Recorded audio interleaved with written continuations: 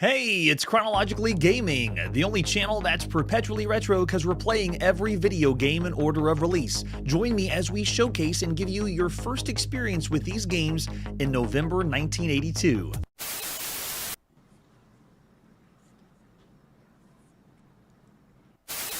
We were last on the Sinclair ZX Spectrum, checking out Sea War, and we're not done. We are still in the United Kingdom on the Sinclair ZX Spectrum, and our next game is Ship of the Line. Man, Master and Commander, let's do it.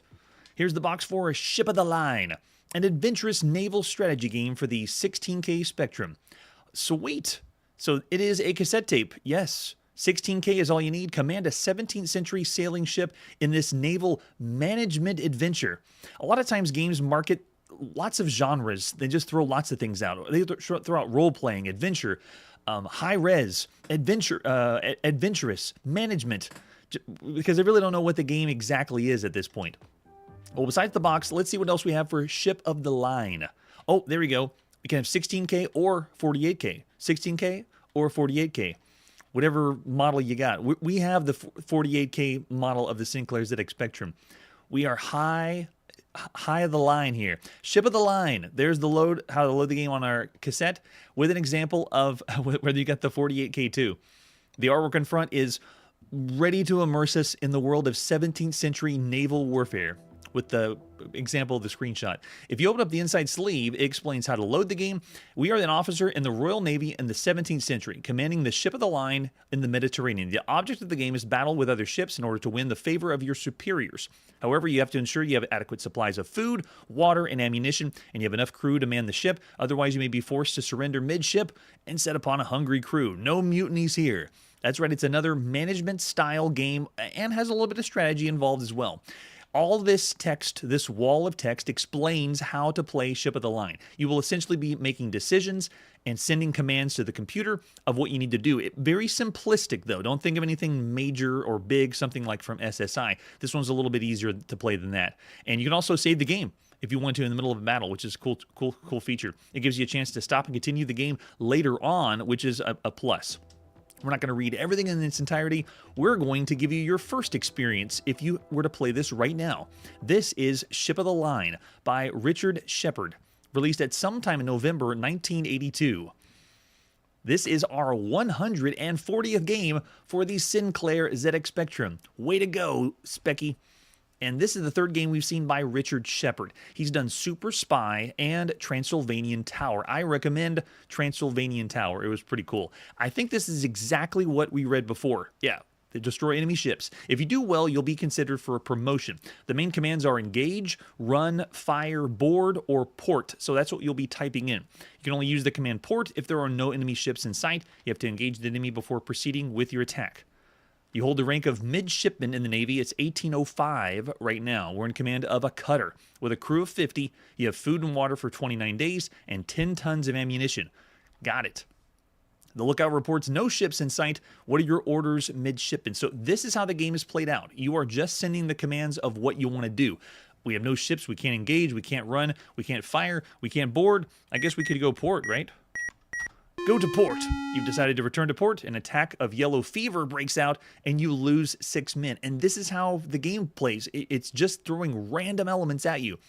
Yellow fever just happened to happen on this time. You've reached port. All shores and crew will be replenished. You'll be ordered to return to sea immediately midshipman, and that's it. That's what returning to port. And then they give us a status report here too. Your crew is affected by sunstroke, and we lose 6 more men. Man, living in the 17th century sucks. Must have been really hard. The lookout reports a ship in sight. What are your orders? There it is. I can see it. Way in the distance. All right, let's engage and see what happens. Let's fight. We engage the ship of 60 guns. We have 44 men and 10 tons of ammunition. The enemy has 1 ship left. What are your orders? Fire.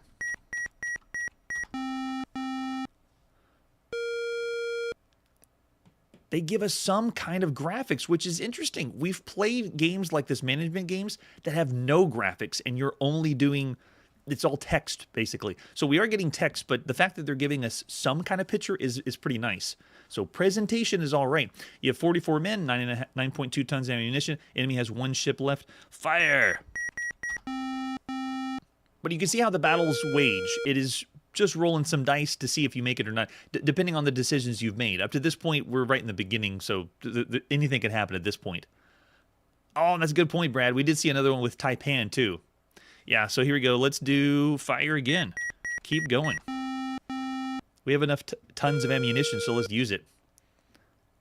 Blow. The battle continues. 41 min left, 7.7. Fire. They did say enemy ship, right, in the distance? I hope they did, otherwise we're firing on one of our own. 7 tons of ammunition. Fire! Keep going. The battle continues. 37 mins, 6.5 tons, so still doing okay. Fire! There should be a way to easily command fire again. We've seen some games that even have... Yes, they surrender! Cool! Every time you play the game, it is randomized, so when I did playthroughs of this, I never got to see an enemy surrender. I died every time. I think I tried 5 or 6 times. So really cool that live on the show, we got an enemy to surrender to us. We still are midshipmen in command of a cutter. There's the crew and food and water, 6.5 tons of ammunition. All right, looker reports no ships in sight. Let's return to port.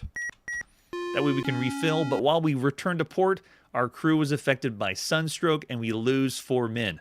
Man, life was hard back then. You're ordered to return. Okay, so we got everything replenished except for the men we lost. We have a crew back of 50. That looks all right.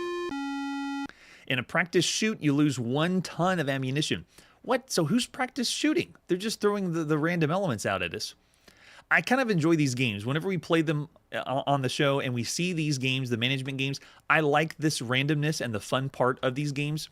So it works for me. It may not be your cup of tea because sometimes when you play, the idea is if things go south fast, you just play the game again. Start from the beginning and then try again. We got a ship. What are your orders? Engage. Let's do it. Yes, Brad throws out you've died of dysentery. That's the kind of idea. Keep in mind, though, Oregon Trail, the one that everyone thinks of on the Apple II, is not out yet. It's not 1985, I believe, is when that one is. So we still have a long time before we see that one. All right, so we engage. The enemy has 1 ship and fire.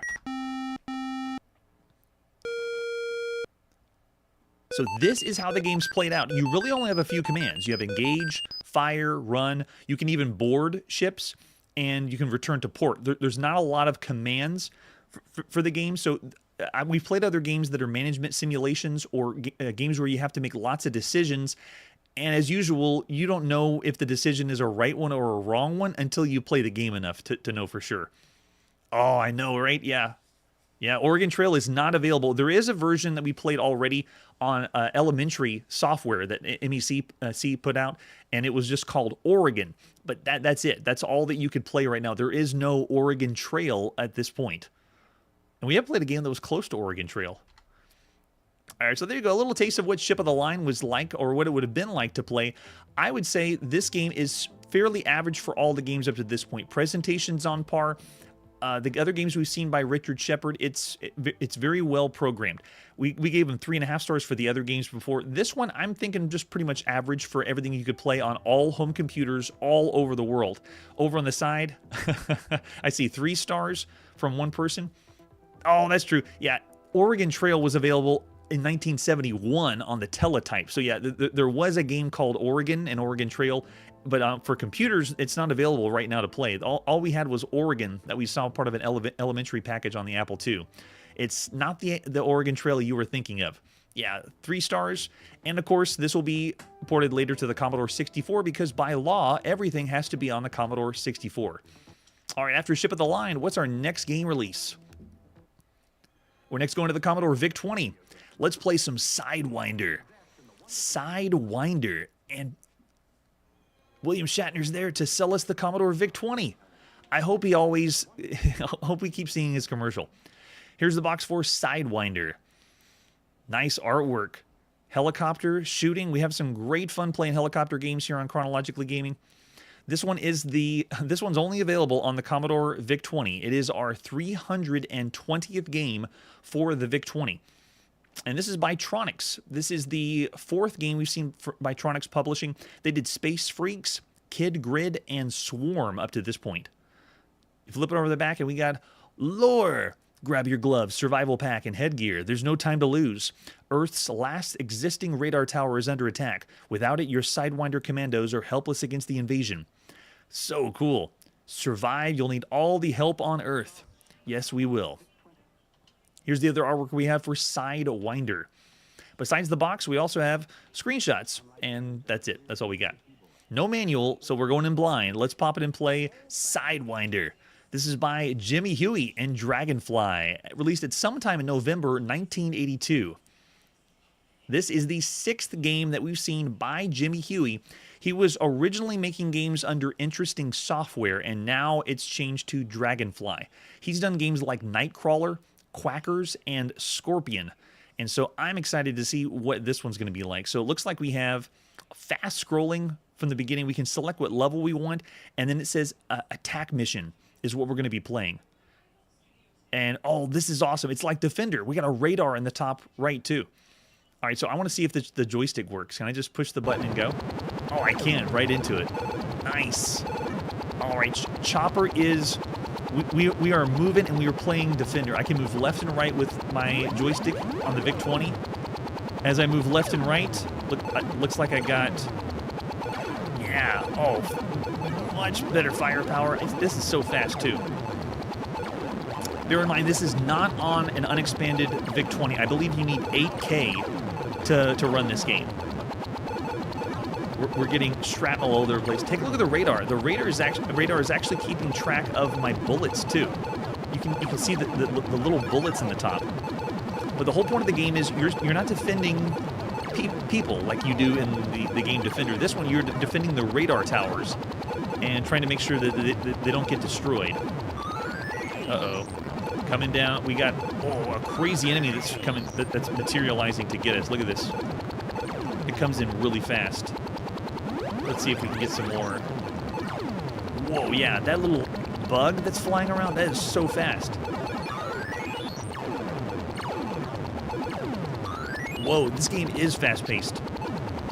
You have to pay attention to the radar because enemies are coming in so quick. Look how many times I've died. Was that even...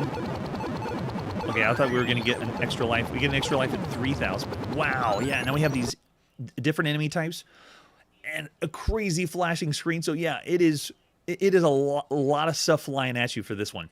And this was level 1. that seemed crazy fast. And I do have only the 6K, or is it 8K for this one? Now I want to know for sure.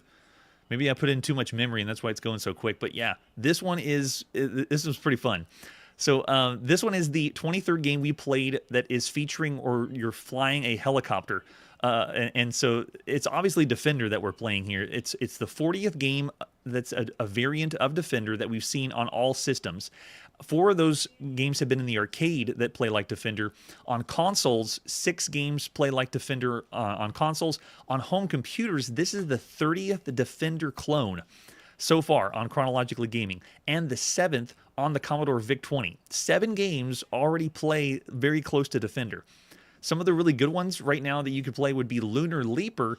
Lunar Leaper could also be a Choplifter variant too, but that one's one of the best for the Commodore VIC-20. Astro Blitz is very, very well done on the VIC-20. Aggressor, Andy's Attack, and Defenda, all done by Jeff Minter, are okay. And then one of the lower end one would be Meteor Run for the games. But this one's all right.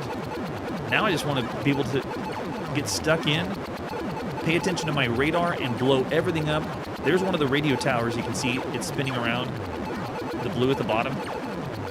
But man, it kind of reminds me of some other VIC-20 games we played where they get crazy with the shrapnel, where you can't even tell your shot from anything else. It's just a lot flying at you.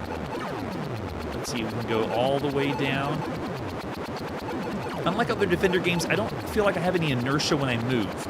I do have absolute control. It responds really well and fast, but you stop on a dime. There isn't any floating. You can just go. I also feel like I can fire a bunch. All right, my score is not going up as much as it was last time. Am I missing something? Okay, they're starting to materialize now. The crazy fast bugs. Look at the radar at the top. Look how quick they fly at me.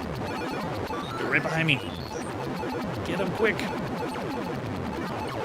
gosh, look at that. They're so quick. And they zigzag up and down. Look at that. I'm a little bit faster than them, which is kind of nice, but now that I know how quick the game is, oh, look at that. It's so fast. Wow. Yeah, you'd have a blast with this. If you had a VIC-20, this is the kind of thing I think of when I think of a fast-paced shoot-'em-up. Whoa. And then we got the new enemy type. Looks like a single propeller. Look how fast. It's right behind me. I'm going as fast as I can. Yikes. But we did get an extra... Oh, man. Yeah, the new enemy type's quick, too. You have to be ready and watch the radar because the new enemies are going to be flying in. See on the other side? So you can... You have to be on your toes and pay attention to the other side of the screen. I feel like I haven't blinked since I started playing the game. Oh, man.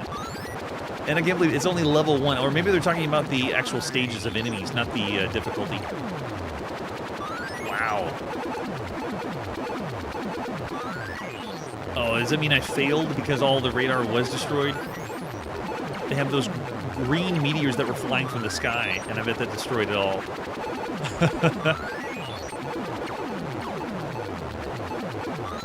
Yeah, Curtis is asking if it has the international date line like Defender. I'm not sure if it does.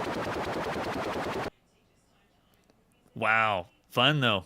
Yeah, I can dig it, and you would spend quite a bit of time playing this one. Even if you weren't a fan of Defender, if you like shooters or shoot-'em-ups, this is where it's at. I didn't bring up how many shoot-'em-ups we played up to this point, just Defender games, but for the 7th game we played on the Commodore VIC-20, and the fact that we rate this against every other game for all computers that you could play right now, Sidewinder's all right. This is pretty good.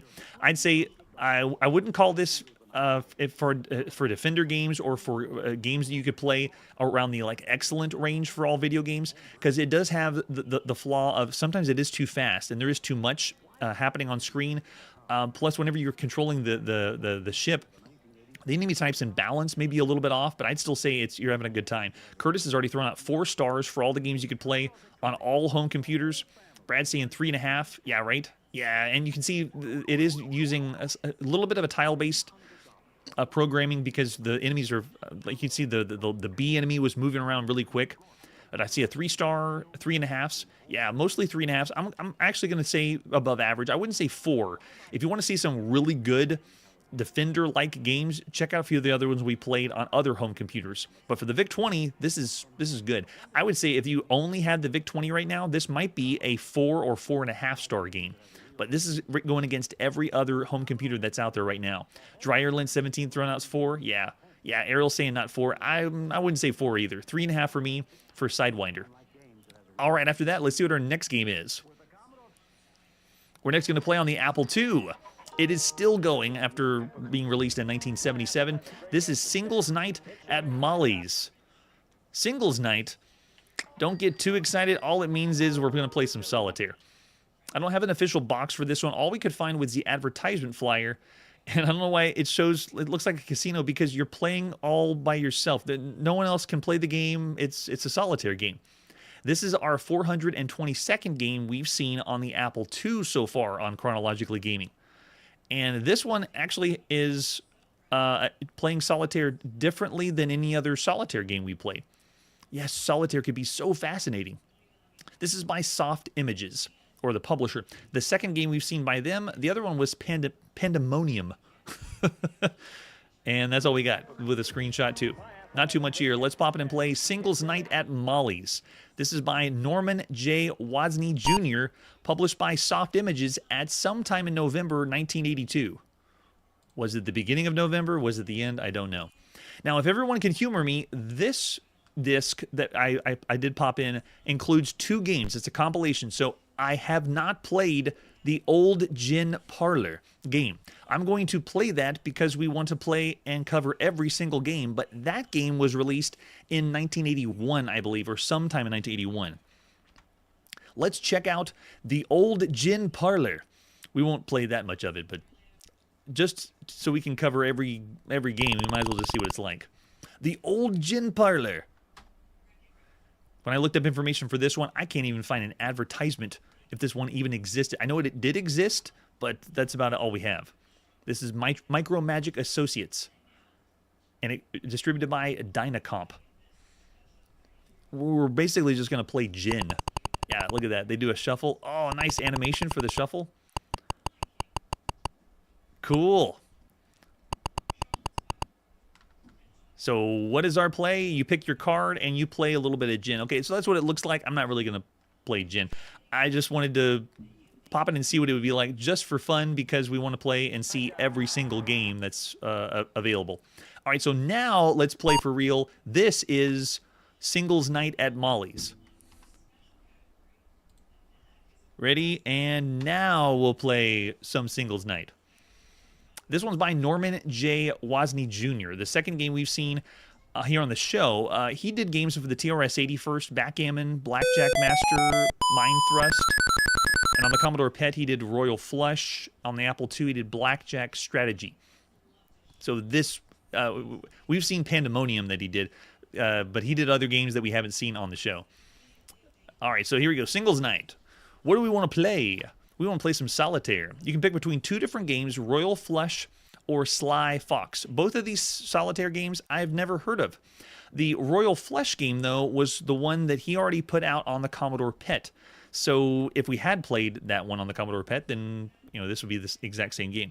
All right, let's go with Royal Flush. In this one, you're trying to get as many points as possible, placing 25 cards from a 52-card deck on a 5x5 square. It's going to give us options. I'm going to go with option number 4. Points are based upon poker hands, with higher scoring hands rewarding more points. There's 5 horizontal, 5 vertical, 2 diagonal hands, read for 12 possible point scoring opportunities. So you're supposed to be making poker hands, basically. So as I can move this little cursor around, and then whenever I want to select a card, I'm going to go use the card in the top right and then make poker hands from it. So I'll put my queen there. Let's try the 4 there. Oh, a pair of 4s. I guess I could do a pair of 4s here. And then let's see if we can get some straights going. So it's just picking shuffled hands, and you're just placing them down on the board, trying to make as many poker hands as possible. Interesting solitaire game. I haven't played this before. And we haven't played anything like this here on Chronologically Gaming. Does Royal Flush exist in the real card world? Or was this all made up for computers? Ah, there we go. Yeah, it's kind of like Poker Stars. But yeah, we're going to see that one much later. So queen, I put it in the wrong order for the straight, but it should still work. Now, this is also supposed to not work just for the row, but also for the column. And you're just putting down all the cards and then trying to get as many points as you can at the end. So I could just fill up the board and not even pay attention like this, and you can see what it's like whenever you finish it. Just say, I don't care. Yeah, put that one down. Yeah. We have... I could have gotten an ace or 2, and then you can switch them around, mark them, and then just add up your total. So I'll just do a total. It'll count it up for us. We got 30 points. Ooh. And then keep trying again. So it's a simple solitaire singles game. Easy, right? Yeah, Curtis is saying that by the time we reach the Poker Stars on the Coco, oh, we got 60 total. Nice. It'll be my grandson playing on Genealogically Gaming because, by the time we reach, I don't even think we're going to get past 1985 at this point because there's just so many games out there. All right, so let's end the game, and you can see what the second solitaire mode is, called Sly Fox. We won't play that long of it. This is another variant of solitaire. The player uses 2 decks of 52 playing cards. At the start of the game, 1 king and 1 ace of each suit are removed and create a foundation. Then you use that foundation counting up and the king foundation playing downwards. 20 cards are played on a 5x5 grid foundation. Let's just go into it. 20 cards placed up, and the appropriate cards then placed in the foundation with new cards in the deck replacing them. In the next phase, 20 more cards are placed in the existing 20 cards, whatever position the player pleases, and the player then tries to place these cards to build the foundation. Players take turns placing and playing cards, trying to complete all 8 foundations. They win if 104 cards are placed at the time all the cards in stock are used. So I've seen solitaire solitaire variations use things like this, but not this way. So this is a new way. I've never seen anything like Sly Fox before. Is this in the real world card game, or is this kind of made up for computers? No, yeah, I have no idea what Mega Man 2 is from the chat or Elder Scrolls. We're so far. This is November 1982. This really isn't like high quality gaming. So there you go. That's singles night at Molly's. I would say of all the games you could play on all computers, this is okay for a card game. It is a singles-only affair. So while it wouldn't be a bad game, it's just, you know, what's your flavor for playing solitaire games or original solitaire games? So I'd still say around the average range for everything you could play on all home computers. Jeremiah's throwing 1.5. Yeah, I won't say bad. I'll still say 2.5 stars. It's simple, it works, and it is new. It's not just the normal solitaire games you would expect to see on computers. At this point, for solitaire games, this is the 4th game we've seen on Chronologically Gaming. There's way more than that that's available that you could play. We just haven't checked them out. All right, after that, let's see what our next game is. We're next on the Atari 2600. This is Sky Jinks, a new game on the Atari 2600. I'm so excited. Here's the box for Sky Jinks. Oh, and it's by Activision. Yes, bring it on. This one is only on the Atari 2600. It is the 180th game we've played on the Atari 2600 thus far. And it's the 21st game we've seen by Activision. The 21 games that Activision's done, 20 of them have been on the Atari 2600. They've given us incredible hits like Pitfall, Ice Hockey, Star Master, Barnstorming, Mega Mania, Kaboom. And they have released Pitfall for the Intellivision, and just around the corner, and I'm talking like we're right about to see Stampede released on the Intellivision, but we haven't seen it yet. It's pretty much coming up. I love the front of the box. I love the rainbow of Activision. Just seeing the box brings me warmth inside. You flip it over the back, and this was by Bob Whitehead, one precision pilot at a time. It's a beautiful day for World Championship of Air Races. Yes. Oh, yes. So cool. And here's the other artwork we have for Sky Jinks. This is by Bob Whitehead. It's the 11th game we've seen by him. He did Blackjack, Football, Skiing, Boxing, Stampede, Chopper Command. So many good classics out there. And then some. Besides the box, we also have the ad you would have seen. He lives for the race, flies like a fool, and follows a simple code. There's no speed limit in the sky. I love it. If only I could fly with the dog, too. And then dealers would have had this display for Sky Jinks. There's no speed limit in the sky. Another bestseller from Bob Whitehead. I love how they credit the developer right there. Way to go, Bob. And if you do get a high enough score, you know Activision will give you a patch for your denim jacket, and that's the one. You can be a Sky Star if you got enough points. There's the Sky Jinks Atari. By the way, if we mail into Activision right now, can you get patches right now? Is it still a thing? Can we send them in? I think I want to do that. All right, so there's our Atari. There's our cartridge we're going to pop in. Sky Jinks to play. 5 different game variations that's showing on the cartridge, which is pretty nice. Yeah. There's the artwork and example of the screenshot. Awesome. Here's the manual for Sky Jinks. Oh, Activision, I love it. Pre-flight jitters, air sickness? Dumont got you edgy? Settle down, you'll do just fine. Read the manual before takeoff. It'll put your nerves on autopilot. Give you some real pointers, piloting to victory, and the coveted Thompson Trophy. They have lore even in the Activision games. That's awesome. All right, so this is Sky Jinks. You're racing in a P-41 through a pylon course, making the shortest possible time without hitting pylons, trees, or balloonists. It explains how to play the game, how to use the difficulty switches. I think it's making sure, make sure you set the difficulty switch at B when you play the game. And then you can have 5 different game modes with going to different locations. It's basically how many pylons will you be playing. And then we have the joystick control. All you need is one Atari VCS joystick to begin the game. This one is unique. It is a racing game, but it is one of the very first air racing games we've ever seen on Chronologically Gaming. It's kind of like slalom or skiing, if you want to think of it like that, but just you're in the air. The only thing I can explain that'd be close to this would be Barnstorming that we played, but Barnstorming was played or seen from a side view perspective. You have to fly to the right of the red pylons and left of the blue pylons. Right of the red, left of the blue. There's a 3-second penalty every time you fly on the wrong side. You can also crash and hit different things. Just make sure you go right of the red, left of the blue. You'll find that the P-41 is like real flying. You can even use the red button on your VCS joystick to accelerate and have obstacles to avoid, like the hot air balloons or trees. Actually, do we fly over? We have to avoid the trees too. They get some tips and tricks like they do with lots of the Atari games. And there's the patch that I already mentioned for Sky Stars. If you can beat 37 seconds on game 1 without missing any pylons, you can join the Sky Stars. Yes, and there's the real Sky Star, Bob Whitehead, senior designer at Activision. And there are some of the other games we already mentioned. Way to go, Bob. Awesome. Oh, yes. All right, so this one was released with PAL Regions as well. We're playing the very first time you could check out Sky Jinks by Bob Whitehead and Activision, released at some time in November 1982. Oh, yeah.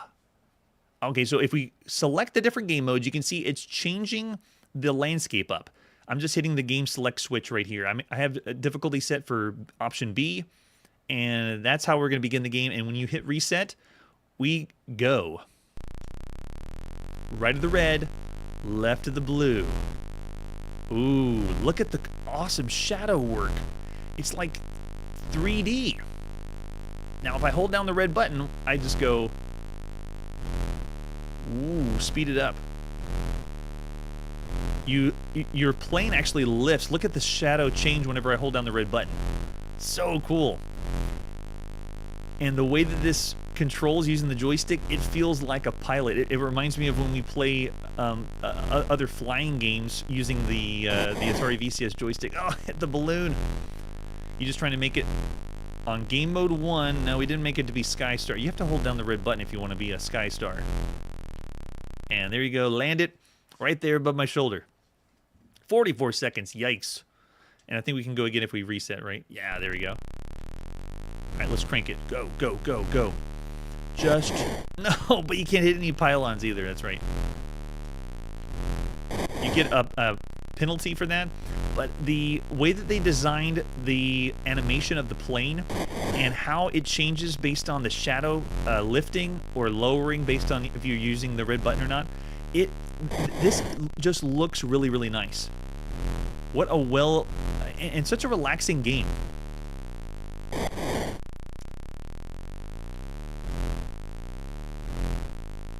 Very, very fun. I have no nostalgia for this game. I have never played Sky Jinks up until yesterday when I was playtesting for the show. So I'm going into this as if this was the very first time playing Sky Jinks for the Atari and, playing only games from November 1982. So cool. Yeah, this one is very, very polished. It's amazing. Easy, nice and easy. Oh, the balloon got in the way. Got to go around the trees too.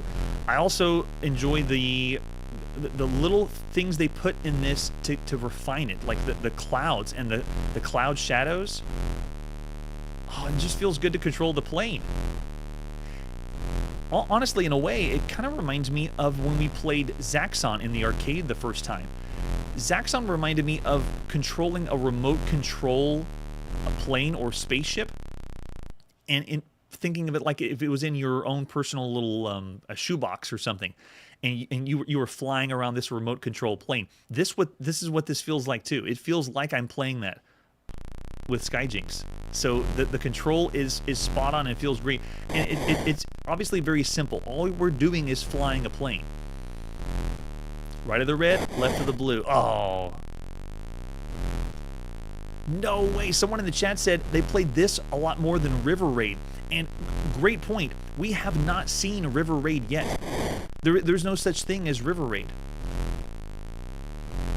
And now it has me thinking, this is a flying game, but there's no shooting involved. There's no combat. All it is can you fly the plane the fastest and the best? Man, it feels so good to weave in and out, get a zen movement going there. All right, let's do another game mode. Let's switch it to the tourney.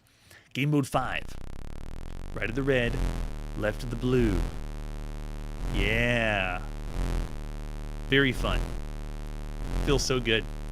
So we played 62 games that involve flight or aviation, you know, like in a plane, and that's flight and aviation on all systems all over the world.